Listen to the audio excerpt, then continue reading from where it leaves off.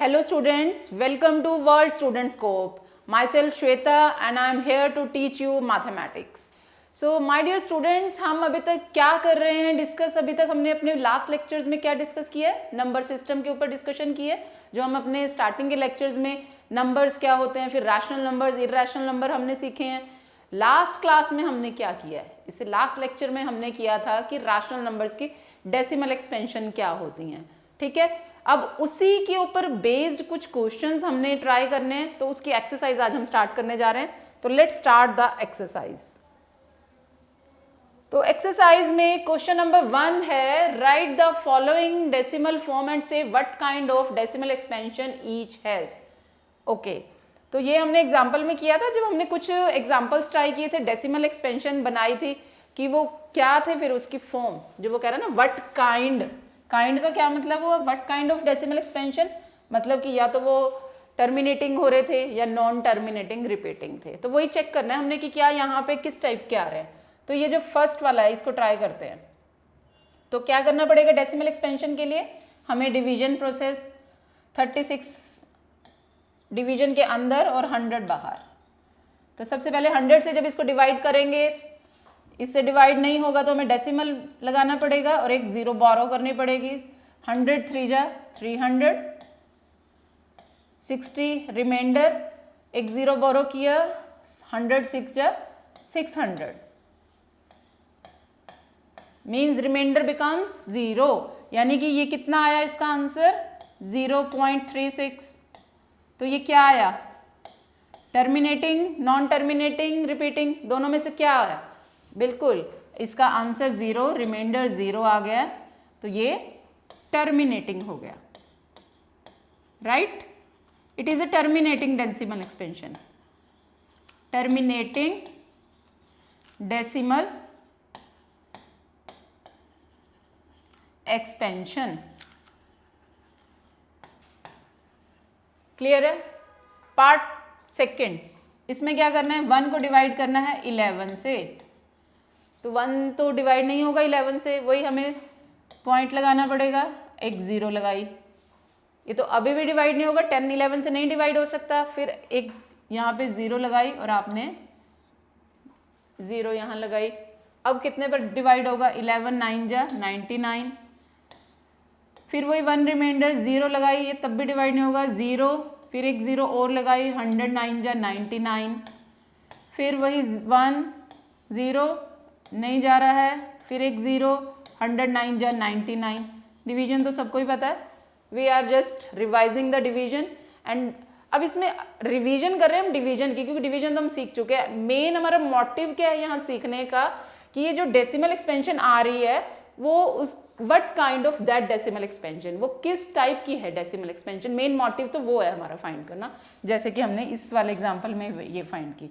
अब इस एग्जाम्पल में हम देखते हैं कि ये क्या हो रहा है, फिर मतलब रिपीट होता जा रहा है, आपका रिमाइंडर 1 आता जा रहा है और वहाँ पे क्वेश्चन देखो 090909, इस तरह से रिपीट हो रहा है. तो यानी कि ये वाली जो डेसिमल एक्सपेंशन होगी है क्या है, टर्मिनेट तो नहीं हो रहा, रिमाइंडर 0 हो ही नहीं रहा, बार बार 1 आता जा रहा है. इसको जितना मर्जी आप करते रहो आता तो यही जाएगा, और रिमाइंडर तो 1 आता जा रहा है और क्वोशंट ये रिपीट होते जा रहे हैं. तो किस टाइप की डेसिमल एक्सपेंशन है, ये है हमारी नॉन टर्मिनेटिंग. टर्मिनेट नहीं हो रहा तो इसको हम कहते हैं non terminating, right. Non terminating तो है पर कुछ और भी है, वो क्या है, रिपीटिंग. ठीक है, इसका ये आ गया. तो हमने फर्स्ट पार्ट कर लिया, सेकेंड पार्ट कर लिया. Now we move on to the third part. पहले अब हम इस स्लाइड को जरा क्लियर कर लें, इरेज कर लें.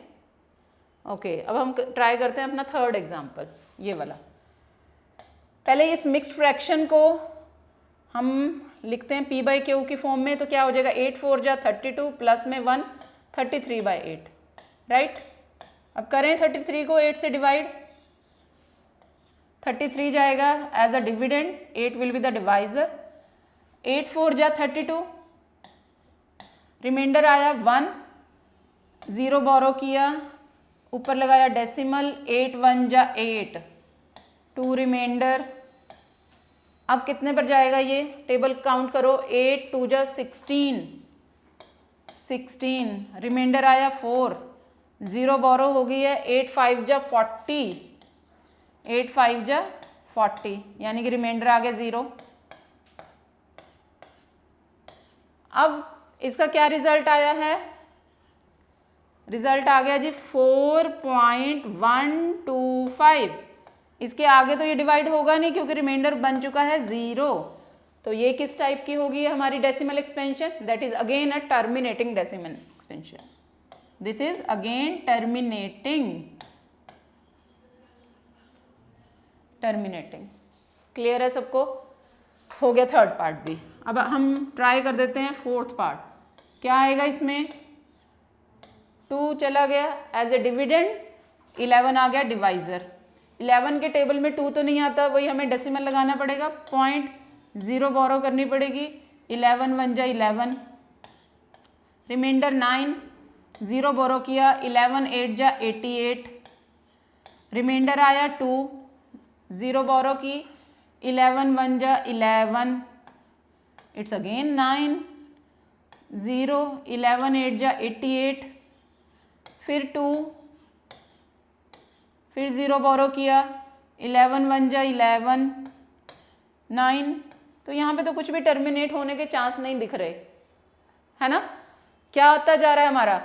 बार बार 2 हमारा रिमाइंडर 29 29 29 होता जा रहा है ना? ऊपर क्या होता है? 18 18 18 18 होता जा रहा है। तो यानी कि यहाँ पे रिमाइंडर 0 नहीं बनेगा, यहाँ पे हमारा रिमाइंडर टर्मिनेट होगा और रिमाइंडर रिपीट होगा, क्वोशंट भी रिपीट होगा। तो ये कौन सी एक्सपेंशन हुई? What type of this expansion is? What kind of this decimal expansion is? I will say it is non terminating. Non terminating के साथ रिपीटिंग तो है ही है ना, टर्मिनेट नहीं हो रहा पर रिपीट हो रहा है, तो ये नॉन टर्मिनेटिंग रिपीटिंग। क्लियर है सबको? अब हमने इसका थर्ड और फोर्थ पार्ट भी कर लिया। नोट कर लिया सबने? Please note it down.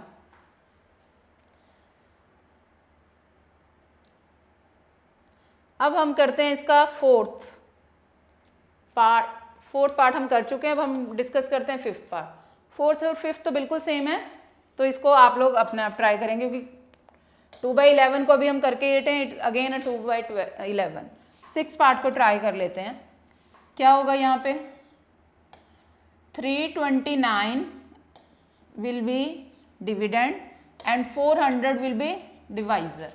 400 के टेबल में 329 तो नहीं डिवाइड हो सकता, 3 डिजिट्स हैं, ये छोटा है और ये बड़ा है, तो यानी कि हमें डेसिमल लगाना पड़ेगा और एक 0 बोरो करनी पड़ेगी। अब देखो कितने टेबल पर जाएगा?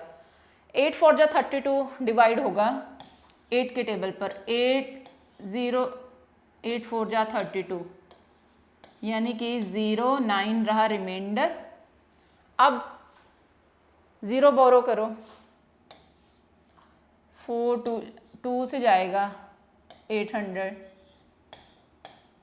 रिमाइंडर 100 बोरो किया 0। अब कितने पे जाएगा? 2 से 3 से तो ज़्यादा हो जाएगा, 2 से 800, कितना बैलेंस रहा? 200, है ना? एक 0 बोरो की, अगर हम करें 5 से, यस 5 से डिवाइड हो रहा है, 2000, रिमाइंडर आ गया 0। तो यानी कि इसकी डेसिमल एक्सपेंशन क्या बनी है? 0.8225। और ये क्या हो गया? यहाँ पे रिमाइंडर हमारा टर्मिनेट हो गया है और क्वोशंट ये आया। तो यानी कि ये किस टाइप की डेसिमल एक्सपेंशन हुई? इट्स अ टर्मिनेटिंग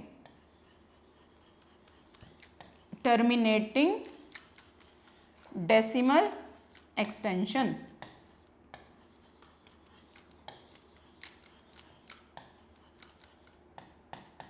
क्लियर है सबको?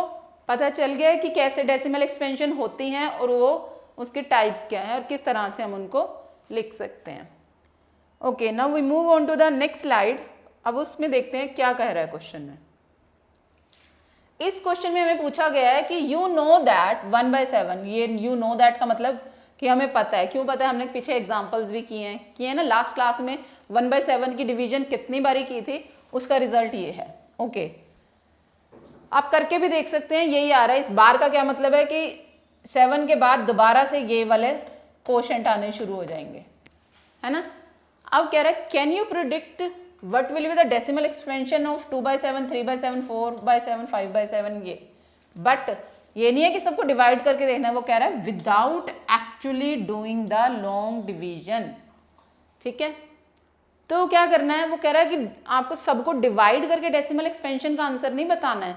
अगर आपको ये पता है 1/7 इज इक्वल टू 0.142857 है, इसके ऊपर है बार, तो 2/7 की वैल्यू क्या होगी?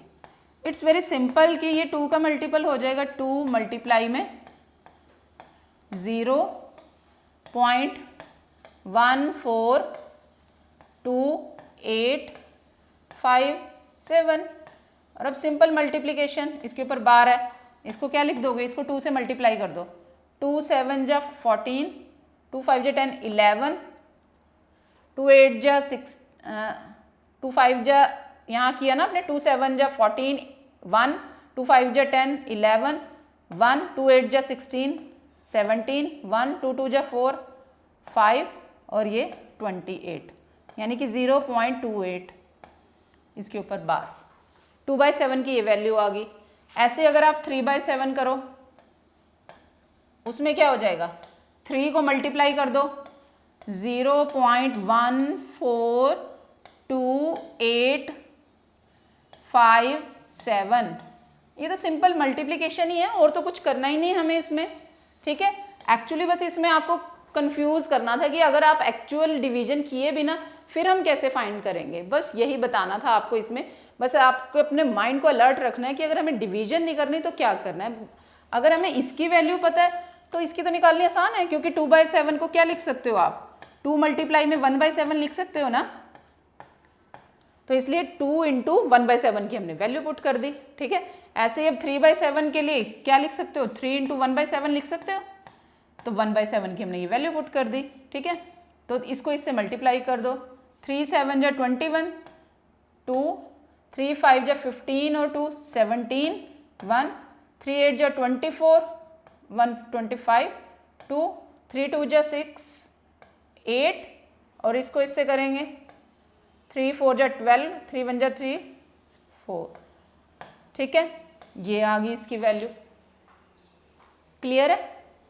क्लियर है सबको? 1/7, 2/7, 3/7 ऐसे ही हो गया। ऐसे अब 4/7 और 5/7 भी कर सकते हैं। उसमें क्या होगा, 5 से मल्टीप्लाई 4 से, ये तो सिंपल मल्टीप्लिकेशन है, कर सकते हैं आप लोग। तो ये वाला 4/7 और 5/7 आप ट्राई करेंगे।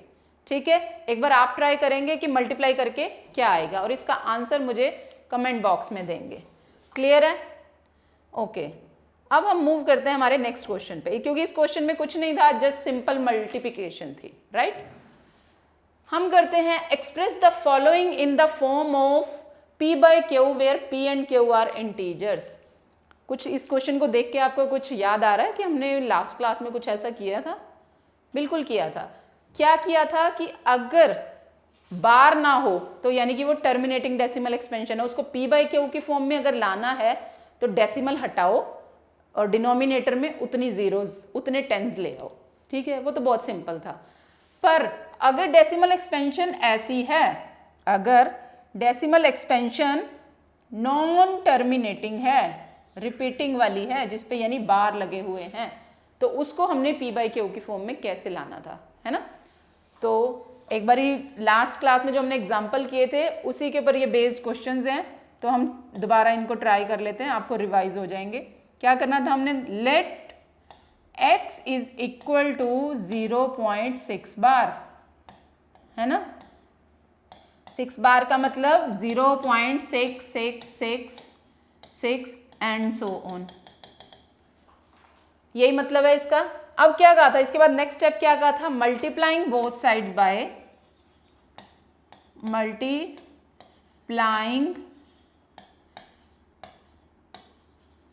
both sides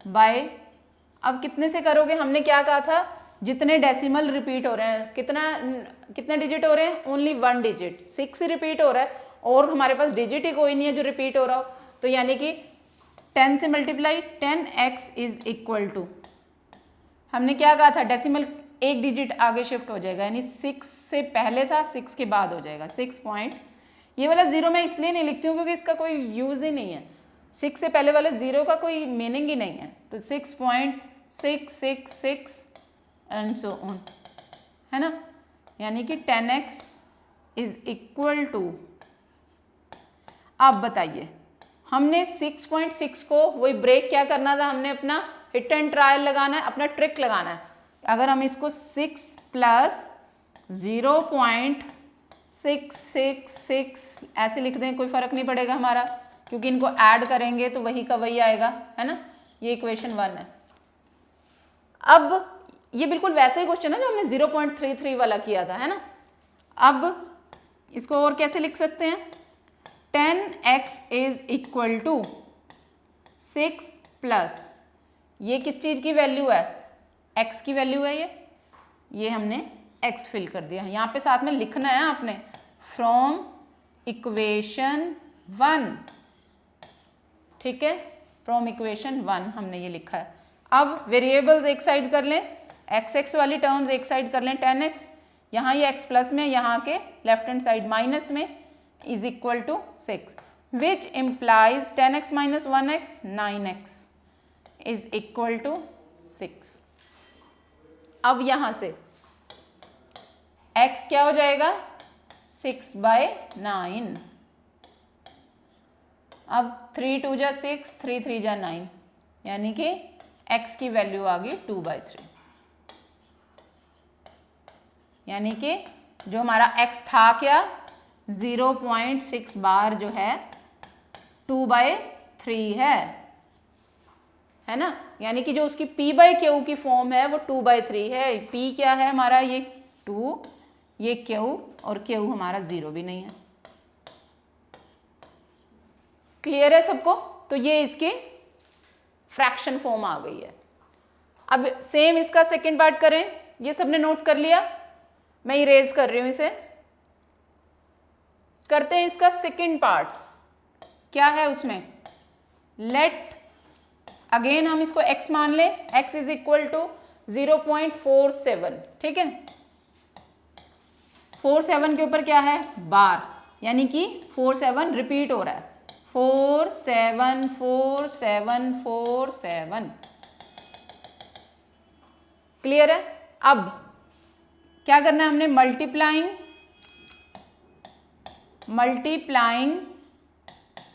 बोथ साइड्स, अब किससे मल्टीप्लाई करना है, मल्टीप्लाइंग बोथ साइड्स बाय 10 से, नहीं, 2 डिजिट रिपीट हो रहे हैं 4 और 7, तो क्या कहा था हमने, जितने डिजिट रिपीट होते हैं उतनी वाली 0 से 100 से कर देना, यानी 100x इक्वल टू, इसको इक्वेशन नंबर 1 दे रखा है हमने नाम, 100 से x को किया वो तो 100x हो गया, राइट हैंड साइड पे करेंगे तो ये जो डेसिमल है ये 2 डिजिट आगे चला जाएगा, 2 0 से मल्टीप्लाई होगा तो ये 47.4747 एंड सो ऑन, ठीक है।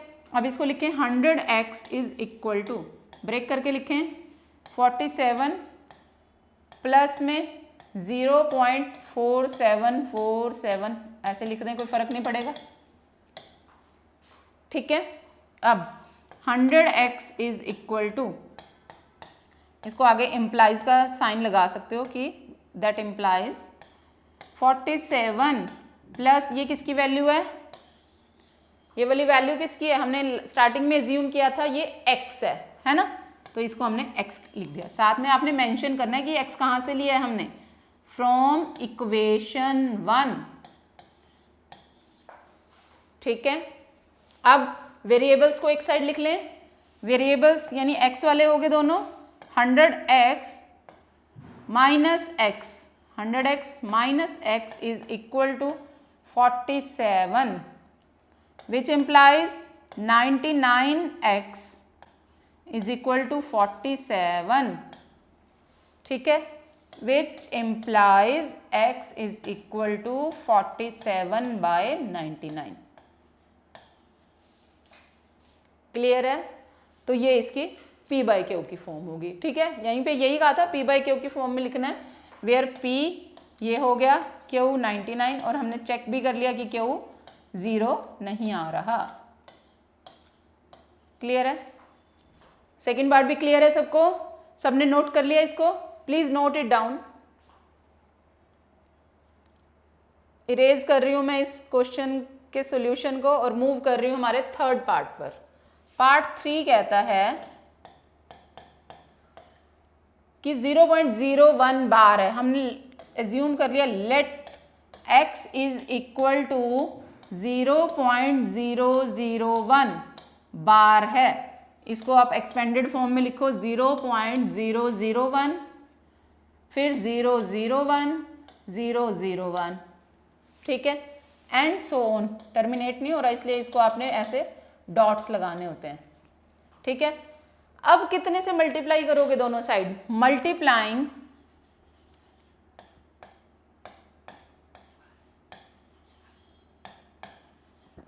बोथ साइड्स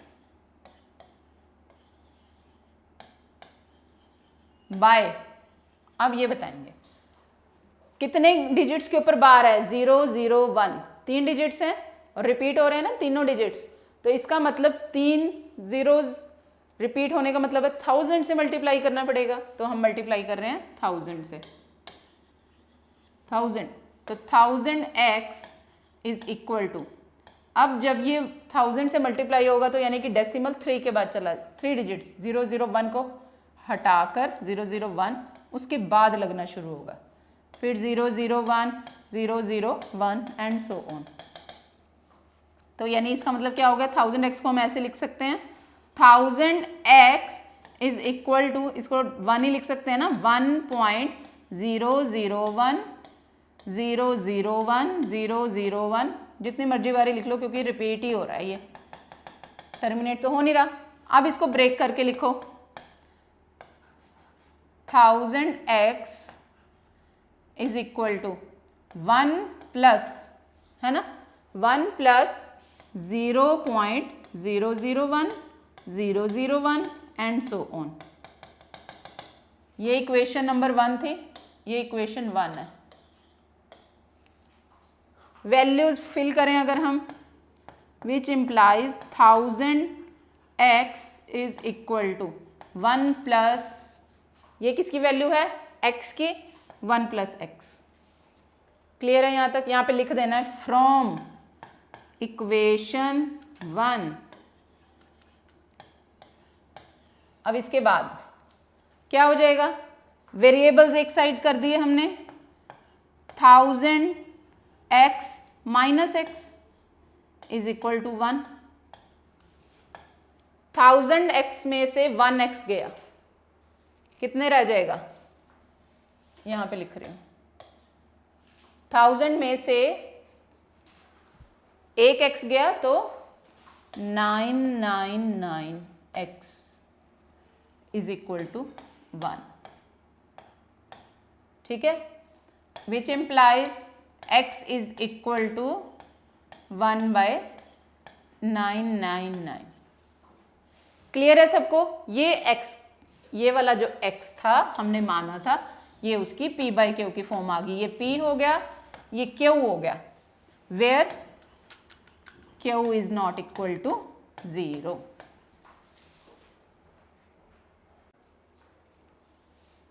तो क्लियर हो गया सबको कि हमने कोई भी डेसिमल एक्सपेंशन से p/q की फॉर्म कैसे लिखनी है?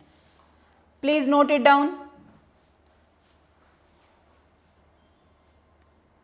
अब हम मूव कर रहे हैं हमारी नेक्स्ट स्लाइड पर। देखिए उस क्वेश्चन में क्या पूछा जा रहा है। इसमें एक स्टेटमेंट कह रही है कि express 0.999 in the form of p/q। Are you surprised by your answer? With your teacher and class में discuss why the answer makes sense. अभी सेम वैसे ही हैं जो अभी पीछे एग्जांपल्स ट्राई किए हैं। तो क्या करना है? Let x is equal to 0.999 and so on. जिसका मतलब है 0.9 बार, क्योंकि 9 डिजिट है जो बार बार रिपीट हो रहा है ना। मल्टीप्लाइंग बोथ साइड्स बाय क्या आ जाएगा, एक डिजिट रिपीट हो रहा है तो यानी कि 10x इज इक्वल टू 9.9, 10 से जब मल्टीप्लाई करोगे 999। इसमें कोई अब मेरे ख्याल डिफिकल्टी नहीं होगी, क्योंकि हमने बहुत सारे इसके एग्जाम्पल्स और क्वेश्चंस ट्राई कर लिए, तो अब बहुत इजी हो गया होगा आपको ये समझना।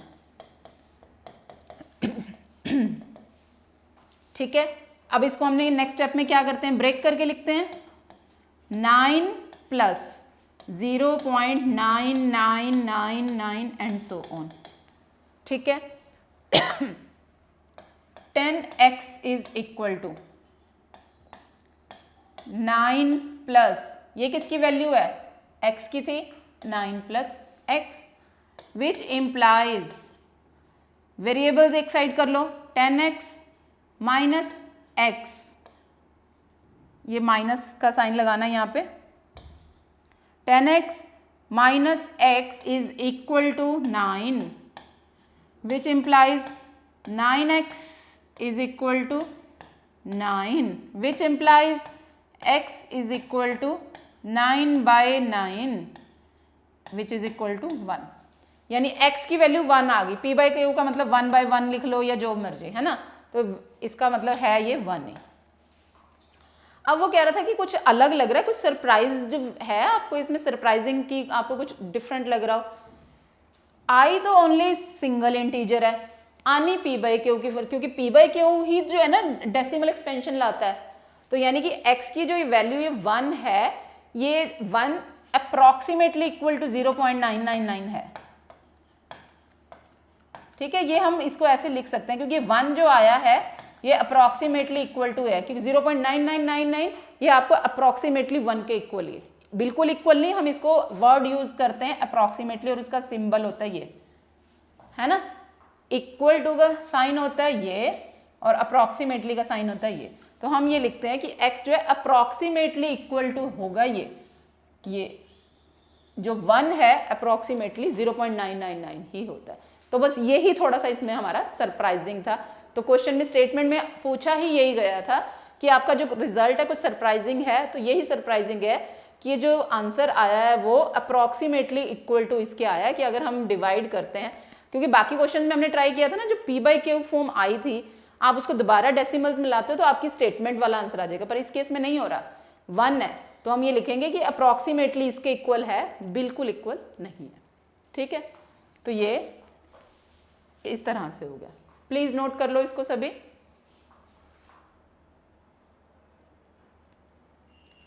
अब हम आते हैं अपने नेक्स्ट क्वेश्चन पे, क्या कह रहा है, हम रीड करते हैं इसको। What can the maximum number of digits be in the repeating block of digits in the decimal expansion of 1/17? Perform the division to check your answer. पहले तो जो हम क्वेश्चन पढ़ रहे हैं उसमें ये बताओ कि पहले क्या पूछा गया फर्स्ट पार्ट में, कि what can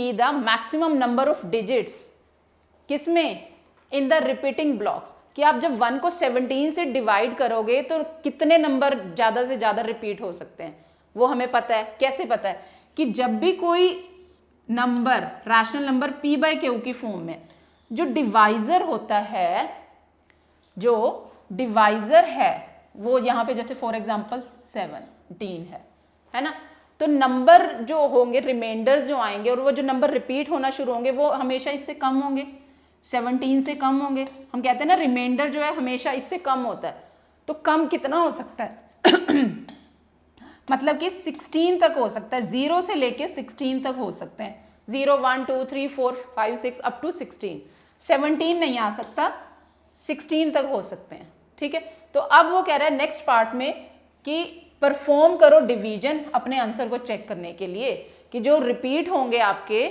कोशंट वाले डिजिट्स वो 16 या 16 से कम ही होंगे, 17 को तो नहीं क्रॉस करेंगे। तो वो हम डिवीजन से चेक करके देखते हैं कि हम जो बात कह रहे हैं क्या वो सही है। तो डिवाइड करके देखते हैं हम 1 को 17 से, ये थोड़ी लॉन्ग डिवीजन होगी तो इसको हम यहाँ साइड में स्टार्ट करते हैं। 17 के टेबल में 1 तो आता नहीं, तो हमें डेसिमल लगाना पड़ेगा, पॉइंट, लगाई 0, तो 17 की टेबल में तो 10 भी नहीं आता, यानी कि एक 0 और लगानी पड़ेगी। वहाँ साइड में हो रहा है, इस तरफ करती हूँ मैं स्टार्ट, यहाँ पे स्टार्ट कर रही हूँ मैं 17 से, ठीक है जी। 0 पॉइंट, इस पे नहीं जा रहा है 0, एक 0 और लगाई, ठीक है। अब कितने टेबल पर जाएगा? 17 का टेबल देखो, 17 5 जा 85, 17 6 जा 102, यानी 8 पर ही जाएगा। 8, 17 5 जा 85, कितना रिमाइंडर? 15, एक 0 बोरो कर ली, है ना। अब देखो कितने टेबल पर जाएगा। 17 9 जा, मल्टीप्लाई करके देख लो अगर टेबल नहीं याद है, कितना होता है 17 9 जा? 9 7 जा 63, 153, ये तो ज़्यादा हो गया। 8 पर चला, ये यहाँ 5 था, 17 5 जा बोला था ना हमने, ये 17 5 पे किया था हमने, 17 5 जा 85, और अब जा रहा है 8 पर, 17 8 जा 8 7 जा 56, और यहाँ पे 136 आ गया। 17 8 जा 136। अब बैलेंस कितना रहा? 10 - 6 4 1, 0 बोरो की। अब कितने पर डिवाइड होगा? अगेन 8 पर ही होगा, 136। अब कितना रिमाइंडर रहा? ओनली 4, है ना। 0 बोरो की, 17 2 जा 34, कितना रिमाइंडर रहा? 6। 0 बोरो की, अब कितने पे जाएगा? 17 2 जा 17, 3 जा 51, 17 4 जा 68, 3 पर डिवाइड हो जाएगा 51, रिमाइंडर आया 9। अब यहाँ पर मैं इसको कंटिन्यू यहाँ कर दूँ, ठीक है, मैं यहाँ पे कंटिन्यू कर रही हूँ। सपोज कर लो कि आपको ये इस तरह से लॉन्ग डिवीजन करनी है, मैं यहाँ कर रही हूँ ये, ठीक है। 9 रिमाइंडर आया, 0 बोरो की, अब कितने पर जाएगा? 17 5 जा 85, रिमाइंडर आया 5, 0 बोरो की, अब कितने पर डिवाइड होगा? 50, 17 2 जा, है ना, 17 2 जा 34, कितना रिमाइंडर आया? कितना आया? 6 1, है ना, ये आया 0, 0 बोरो कर लिया। अब कितने पर जाएगा? 9 पर, 153, ठीक है। रिमाइंडर कितना रहा? 7, 0 बोरो कर लिया। 17 4 जा 68,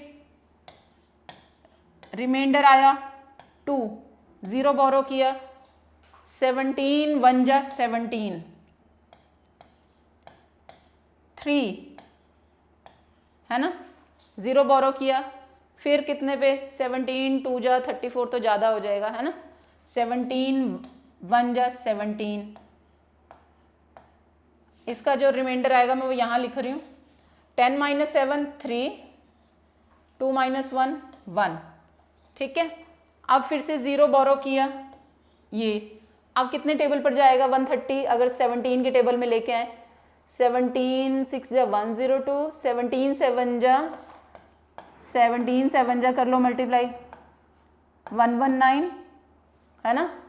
7 पर चला जाएगा ये, 119, 10 - 9 1, और 2 - 1 1 0। अब कितने पर जाएगा? 17 7 जा तो 119, 17 6 जा 102 होता है, 17 6 जा 102, 8। अभी तक ये हम इतना लंबा करते जा रहे हैं, आपको लग रहा है कहीं पे भी रिमाइंडर कुछ भी रिपीट हुआ है? अभी तक तो नहीं आया, है ना, क्योंकि पहले हमारा 15 बचा था, फिर 14, फिर 4, फिर 6, फिर 9 5 16 7 2 3 13 11 8, अभी तक कोई भी रिपीट नहीं हुआ, है ना। अब आया 80, 17 कितने पर जाएगा? 4 पर, 17 4 जा 68, कितना रहा बैलेंस? 2 1, 0 बोरो किया, है ना। अब कितने पर जाएगा? 17 7 जा 17 7 जा 119। अब आया रिमाइंडर 1। अब तो रिमाइंडर 1 आ गया, हम बिल्कुल स्टार्टिंग पे पहुंच गए हैं। 1 था ना स्टार्टिंग में जो हमारा डिविडेंड था, बिल्कुल स्टार्टिंग पे पहुंच गए। फिर से वही शुरू हो जाएगा 0, फिर ये वाला आपका प्रोसेस सारा चलता जाएगा। यहाँ पे ये है ना। तो यानी कि ये हमारा सारा हमने लॉन्ग डिवीजन किया। इसको बहुत ध्यान से करना है, क्योंकि कहीं पर भी आपका रिमाइंडर में, सब्ट्रैक्शन में, मल्टीप्लिकेशन में मिस्टेक होगी तो सारा क्वेश्चन रॉन्ग हो जाएगा।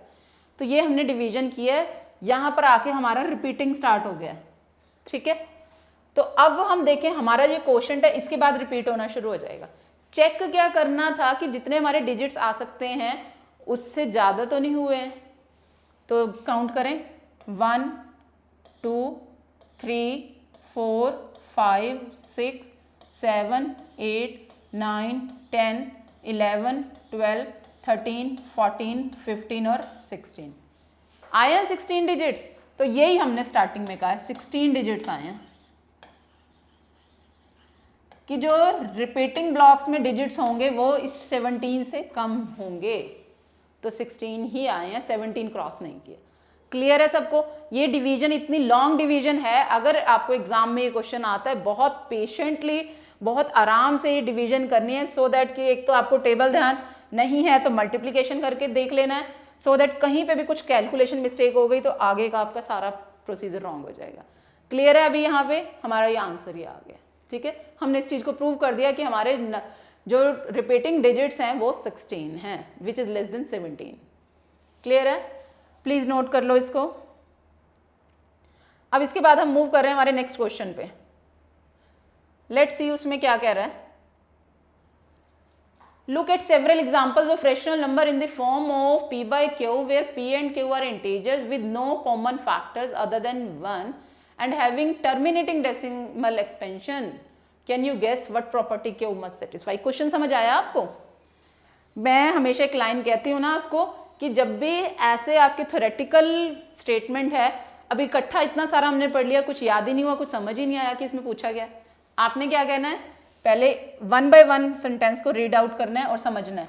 हमें वो कह रहा है कि पहले तो कुछ एग्जाम्पल ऐसे सोचो p by q की फॉर्म में हो, यानी फ्रैक्शन की फॉर्म में हो।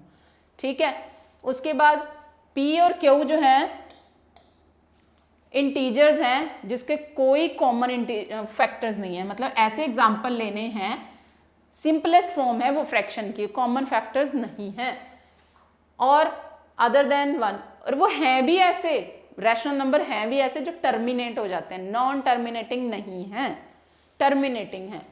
तो उस टाइप के एग्जाम्पल आप लेके देखो कुछ एक एग्जाम्पल, और फिर चेक करो कि can you guess what property q must satisfy. तो हम कुछ एक एग्जाम्पल ऐसे लेके देखें। तो suppose we have p by q लेना है ना आपने, सपोज कर लो 3/2 ले लिया है ना। क्यों अब लिया हमने ऐसे? एक तो ये 3 और 2 का आपस में कोई भी फैक्टर है नहीं है ना, फैक्टर नहीं है, 1 से ही हो सकता है, इसके अलावा कोई ऐसा फैक्टर नहीं है जो इन दोनों को डिवाइड कर सके। ठीक है, वो वाली कंडीशन हमने ले ली। दूसरी कंडीशन वो कह रहा है कि टर्मिनेटिंग डेसिमल एक्सपेंशन होनी चाहिए। इसको देखो डिवाइड करके, 3 को 2 से, 2 1 जा 2, रिमाइंडर रहा 1, 0 बोरो किया, 2 5 जा 10, इसकी डेसिमल एक्सपेंशन आ रही है 1.5। ठीक है, एक एग्जाम्पल तो ये हो गया। ठीक है, और कोई एग्जाम्पल लो आप, अगर हम ले लें 7/5, ये होगा क्या? ट्राई करके देखो, इसको डिवाइड करके देखो 7 को 5 से। पहली कंडीशन तो यह है कि 7 और 5 का और कोई फैक्टर नहीं है जो इनको डिवाइड आपस में कर सकते, सिर्फ 1 ही है। अब हम इसको डिवाइड कर देखते हैं, 5 1 जा 5, रिमाइंडर 2, 0 बोरो की और पॉइंट लगाया, 5 4 जा 20। हमारी दोनों कंडीशन सेटिस्फाई हो रही हैं कि एक तो इनका कोई कॉमन फैक्टर नहीं है और ये टर्मिनेटिंग भी आ गया, ये हो गया। ठीक है, और कोई एग्जाम्पल जिसमें दोनों के फैक्टर कॉमन कोई ना हो पर वो टर्मिनेटिंग हो, ऐसा एग्जाम्पल आप लो। सपोज हम ले लेते हैं 21/20। ऐसा कोई फैक्टर जो दोनों को डिवाइड कर रहा हो, 21 को तो 3 और 7 कर सकते हैं, और 20 को डिवाइड करने के लिए ना वो 3 फैक्टर है उसका ना 7 है, तो यानी कि ये भी विद कॉमन फैक्टर 1 है। और टर्मिनेटिंग है कि नहीं है वो चेक करके देख लेते हैं। 21 को 20 से डिवाइड करो, 21 जा 20, रिमाइंडर 1। इससे आगे भी रिमाइंडर देखते हैं कि अगर हम 0 बोरो कर लें, 0.025 जा 100, हाँ जी इसका भी रिमाइंडर 0 हो रहा है, यानी कि इसकी डेसिमल एक्सपेंशन आ रही है 1.05।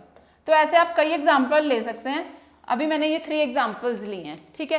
तो वो कह रहा है अगर आपने ऐसे कुछ एग्जाम्पल्स लिए हैं रैशनल नंबर के और आपने कंडीशन भी देख ली है p/q विद फैक्टर ओनली 1 और उनकी टर्मिनेटिंग डेसिमल एक्सपेंशन भी है, इसके बाद क्या आपको कुछ q के लिए कुछ कंडीशन, कुछ प्रॉपर्टी समझ आ रही है?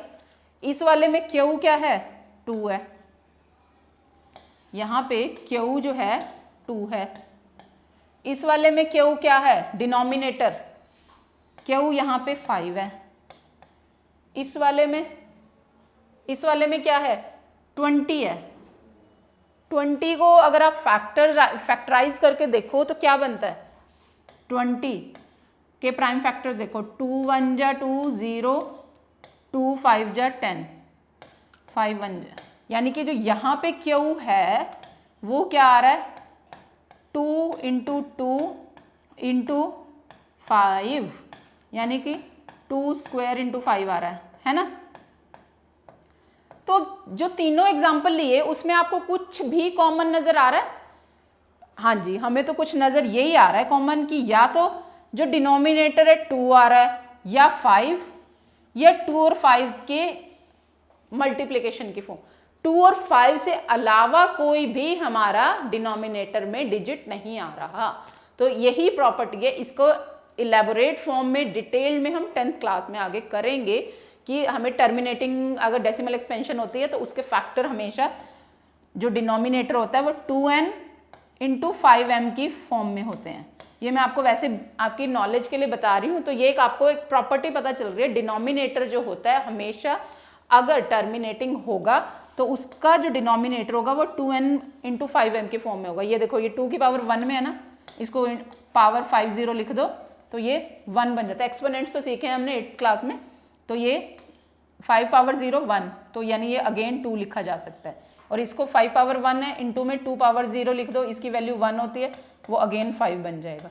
यहाँ तो 2 पावर 2 और 5 पावर 1 बन ही रहा है। तो यानी कि ये प्रॉपर्टी हमें समझ आ रही है कि जो डिनोमिनेटर के फैक्टर्स हैं वो 2 पावर n 5 पावर m की फॉर्म में ही होंगे, अगर कंडीशन ये है कि उसके फैक्टर 1 है कॉमन फैक्टर और टर्मिनेटिंग वाली कंडीशन है। क्लियर है? ये समझ आ गया सबको? तो ये मैंने 3 एग्जाम्पल लिए हैं, आप इसके लिए कुछ और अपनी तरफ से भी एग्जाम्पल्स ट्राई करेंगे। क्लियर है? बहुत सारे ऐसे क्योंकि एग्जाम्पल्स हो सकते हैं जिनका कॉमन फैक्टर 1 हो और वो टर्मिनेटिंग भी हो, तो आप ये जरूर ट्राई करेंगे। और जोन से एग्जाम्पल्स आप ट्राई करेंगे, कैसे कैसे एग्जाम्पल्स आपने ट्राई करे उसका आंसर मुझे कमेंट बॉक्स में जरूर देंगे। ठीक है, अब हम मूव करते हैं नेक्स्ट। क्या कहता है?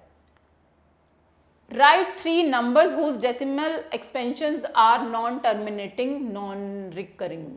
अब ये वर्ड नॉन रिकरिंग क्या है? जो वर्ड हम बार बार कह रहे हैं, रिपीटिंग। और ये कौन से नंबर्स होते हैं? ये तो हमने डिस्कस किया ही है अपने लास्ट क्लासेस में। नॉन रिपीटिंग नॉन टर्मिनेटिंग कौन से नंबर होते हैं? Irrational numbers. ठीक है, इरैशनल नंबर्स होते हैं ये। अगर ये इरैशनल नंबर्स हैं तो यहाँ पे कुछ नहीं पूछा हुआ आपसे, कहा कोई भी right 3 numbers whose decimal expansions are non terminating non recurring. कोई भी 3 एग्जांपल्स दे दो आप, लाइक 0.01, 001, 0001, 00001, ऐसे ये होगी डेसिमल एक्सपेंशन।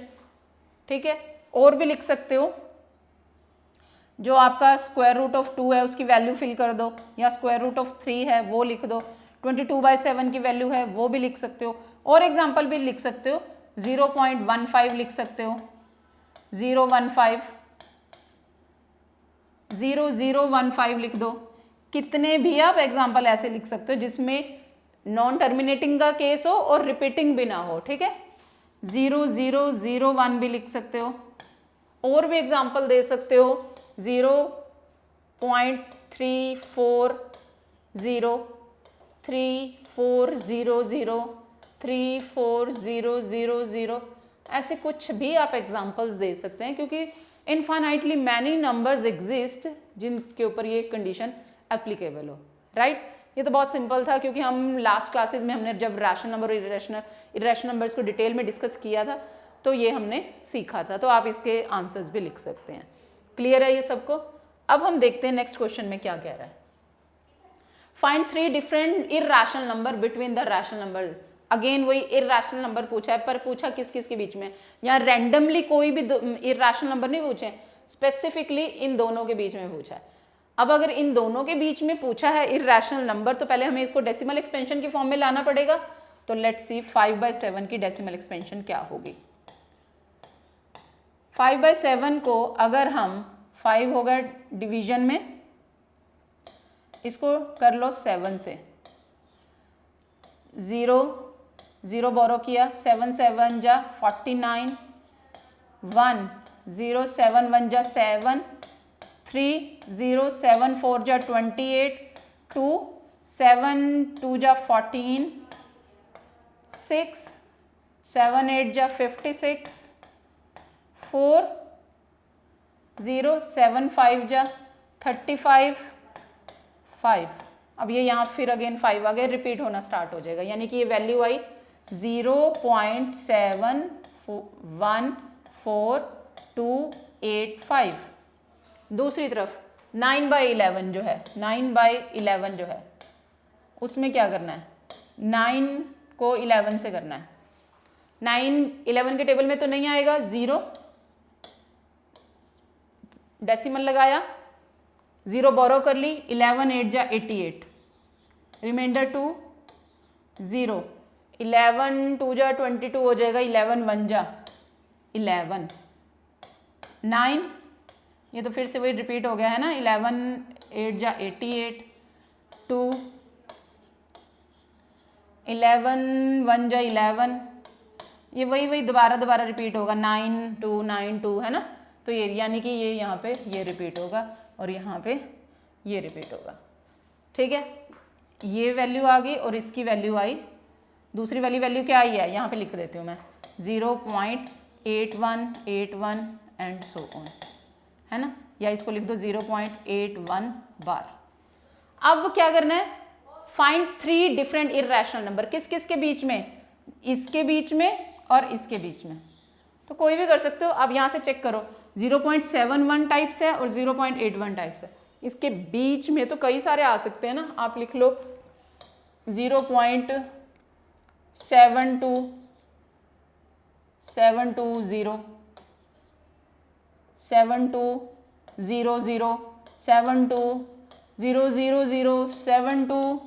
0000, है ना, इस टाइप से लिख दो। और भी बड़े सारे नंबर लिख सकते हो। और क्या लिख सकते हैं हम, 0.750 7500 75 000 75 0000 एंड सो ऑन। 72 का लिख लिया, 75 का लिख लिया, 78 का लिख दो, 79 का लिख दो, 0.79 079 0079 00079। और भी डिजिट्स आप यहाँ ले सकते हो। तो इस टाइप से कोई भी, क्योंकि हम स्टार्टिंग के डिजिट्स देख रहे हैं 7181 है, और बीच में ऐसे नंबर्स भी आ सकते हैं जिनमें डिजिट्स रिपीटिंग ना हो, है ना। नॉन टर्मिनेटिंग तो पहले ही है ये वाली हमारी स्टेटमेंट। हमें इरैशनल नंबर के लिए कौन सी साथ में स्टेटमेंट और जुड़ जाएगी, जो नॉन रिपीटिंग के साथ, क्या नॉन टर्मिनेटिंग के साथ नॉन रिपीटिंग। तो इसलिए हमने ये वाले वो लिखे हैं जहाँ पे रिपीट भी नहीं हो रहे हैं डिजिट्स, ठीक है। ये हम कर चुके हैं ना पहले भी, तो अब आपको सबको ये समझ आ गया, नोट कर लो इसको। अब हम मूव करते हैं हमारे नेक्स्ट क्वेश्चन पे। क्या कह रहा है उसमें, सो इस क्वेश्चन में क्या पूछ रहा है, classify the following number as irrational, rational और इरैशनल। मतलब कि इसमें आपको चेक करना है कौन सा नंबर रैशनल है और कौन सा इरैशनल है। इसकी पहचान तो हम ऑलरेडी सीख चुके हैं। रैशनल नंबर की क्या पहचान होती है? पी बाई क्यू की फॉर्म में है। अगर वो हमें पी बाई क्यू की फॉर्म में नहीं दिख रहा है तो वो क्या होगा? डेसिमल एक्सपेंशन में होगा। डेसिमल एक्सपेंशन में है तो वो डेसिमल एक्सपेंशन कैसी होगी? या तो टर्मिनेटिंग होगी या नॉन टर्मिनेटिंग रिपीटिंग होगी। ये हमारी पहचान है रैशनल नंबर की। और इरैशनल नंबर की क्या पहचान है? कि वो ना ही टर्मिनेट होगी ना ही रिपीट होगी, नॉन टर्मिनेटिंग नॉन रिपीटिंग। तो अब हम एग्जाम्पल्स में देखते हैं। और दूसरा नंबर की अगर स्क्वायर रूट की फॉर्म में है तो प्राइम नंबर के जो स्क्वायर्स होते हैं वो भी इरैशनल होते हैं, ये भी हमने डिस्कस किया। तो सबसे पहला क्या है? ये तो 23 है, इसका तो कोई भी स्क्वायर नहीं बन सकता। 23 किसी का भी परफेक्ट स्क्वायर नहीं है, तो ये एक इरैशनल नंबर है, ये वाला इरैशनल नंबर है। ठीक है, इसका तो हमें पता ही है। अगर नहीं पता तो हमें प्राइम फैक्टराइजेशन पर 23 किसी का भी फैक्टर नहीं है, ये तो हमें पता ही है, इसलिए क्लियर है कि ये इरैशनल नंबर है। अगला क्वेश्चन है 225। 225 क्या किसी का परफेक्ट स्क्वायर है? अब हमें तो याद है कि ये 15 का है, पर अगर नहीं जिनको याद तो क्या करना पड़ेगा? हमें प्राइम फैक्टर्स बनाकर देखना होगा। देखो 3 से करो, 3 7 जा 21, 3 5 जा 15, 3 से 3 2 जा 6, 3 5 जा 15, 5 5 जा 25, 5 1 जा 5। ठीक है, यानी किस किस के हो गई ये? 3 इंटू 3 इंटू 5 इंटू 5,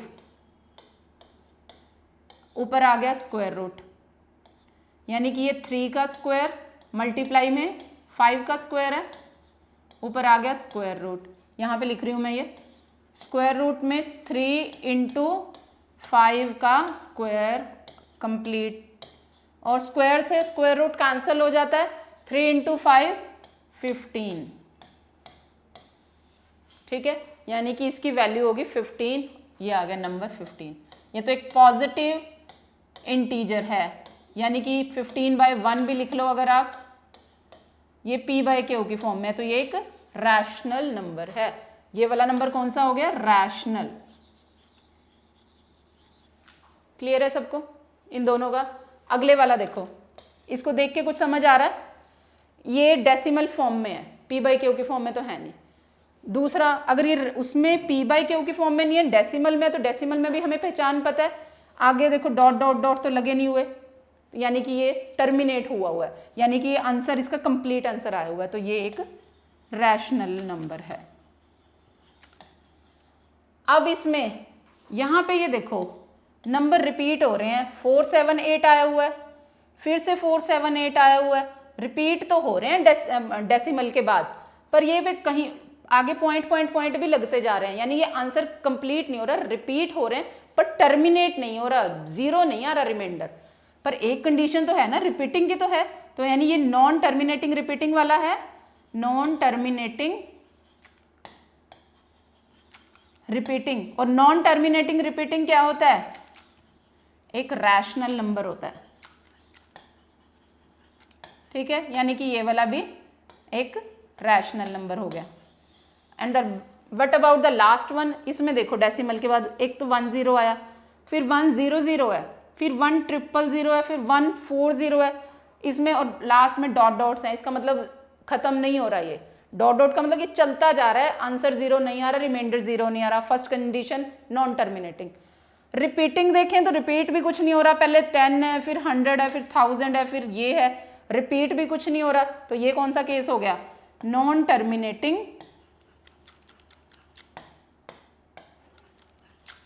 और non repeating. Non terminating non repeating कौन सी एक्सपेंशन होती है? ये हमारा इरैशनल नंबर में होता है।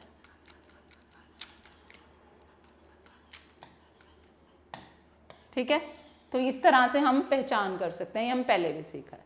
तो सबको अब ये समझ आ गया कि कैसे डेसिमल एक्सपेंशन से हम रैशनल या इरैशनल नंबर को पहचान सकते हैं, और कैसे p बाई क्यू से q हम अपना डेसिमल एक्सपेंशन ला सकते हैं, और डेसिमल एक्सपेंशन को p बाई क्यू के फॉर्म में ला सकते हैं। हमने इस एक्सरसाइज में ये सारा कुछ सीखा। ठीक है, तो नेक्स्ट क्लास में हम नेक्स्ट टॉपिक पर मूव करेंगे। तो आज के लिए इतना ही, थैंक यू।